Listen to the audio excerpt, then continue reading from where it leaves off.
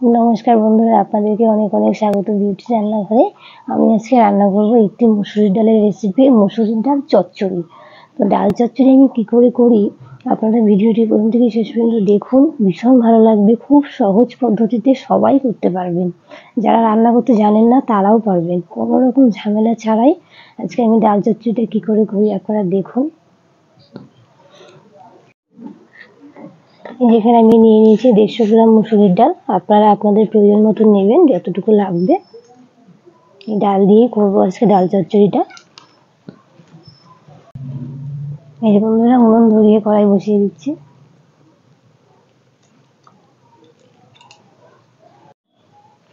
এই যে বন্ধুরা, মসুরির ডালটা ভালো করে জল দিয়ে ধুয়ে নেব।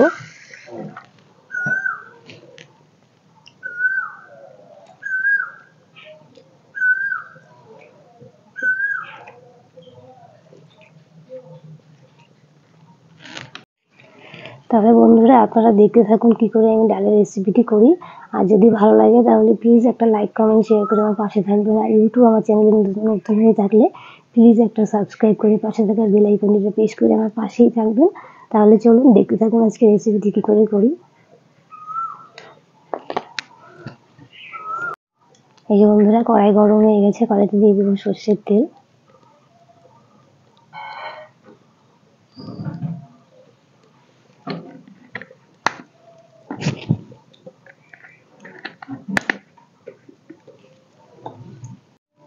এই যে বন্ধুরা, তেল গরম হয়ে গেছে, তেলের মধ্যে দিয়ে দেবো 2টো শুকনো লঙ্কা।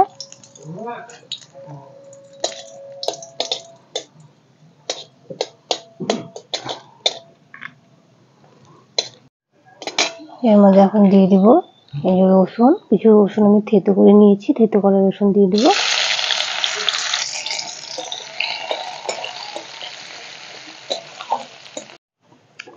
এই বন্ধুরা, রসুনটা আমি লাল লাল করে ভেজে নিয়েছি। এখন এর মধ্যে দিয়ে দেবো পেঁয়াজ কুচি।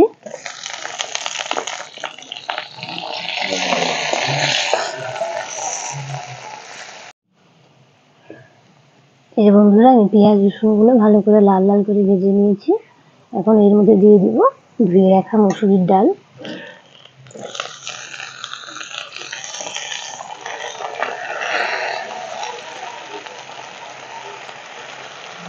ডালটা দিয়েও ভালো করে ভাজবো ডালটা।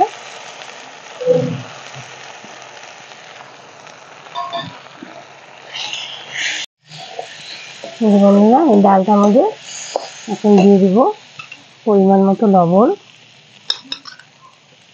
আর দেব হলুদ গুঁড়ো।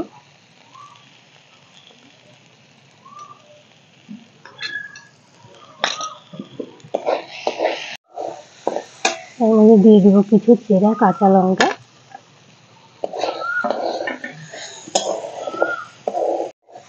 এই যে বন্ধুরা, ডালটা ভাজা ভাজা হয়ে গেছে। ডালটা কিন্তু খুব কড়া করে ভাজলে হবে না, হালকা করেই ভাজতে হবে।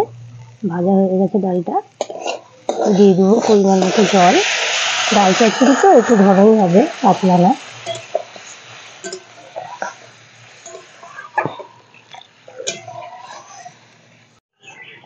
এই যে বন্ধুরা, হয়ে গেছে আমাদের ডাল চচ্চড়িটা। যা লাগে না গরম গরম ভাতের সাথে, দুর্দান্ত লাগে। নামিয়ে নেব, যেরকম ঘনত্বে রেখে নামাবো, তাহলে ভাত দিয়ে মেখে খেতে ভালো লাগবে। নামিয়ে নেব, হয়ে গেছে।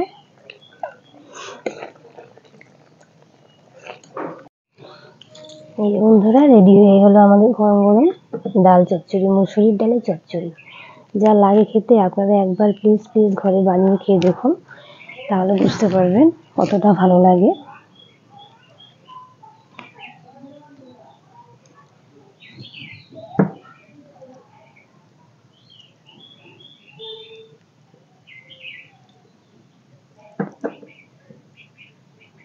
তাহলে বন্ধুরা, দেখলেন তো কত সহজে এক সোমবারে আমি ডাল চচ্চড়িটা করে দেখালাম। বারবার সিদ্ধ করে তারপরে সোমবার দেওয়ার কোনো প্রয়োজন নেই, এরকম করে করবেন, দারুণ লাগে খেতে। আর যদি আজকে এই ডাল চচ্চড়ি রেসিপিটি ভালো লাগে তাহলে প্লিজ একটা লাইক, কমেন্ট, শেয়ার করে আমার পাশে থাকবেন। আর ইউটিউব চ্যানেল নতুন হয়ে থাকলে প্লিজ সাবস্ক্রাইব করে পাশে থাকা বেল আইকনটা প্রেস করে দেবেন, তাহলে আমার দেওয়া নোটিফিকেশনগুলো সবার প্রথমে আপনাদের কাছেই চলে যাবে। এইভাবেই আমার পাশে থাকুন, আমাকে সাহায্য করুন এগিয়ে যেতে। তাহলে বন্ধুরা, আজকের মতো ভিডিওটি এই পর্যন্তই। দেখা হচ্ছে পরের দিন। ভালো থাকবেন, সুস্থ থাকবেন।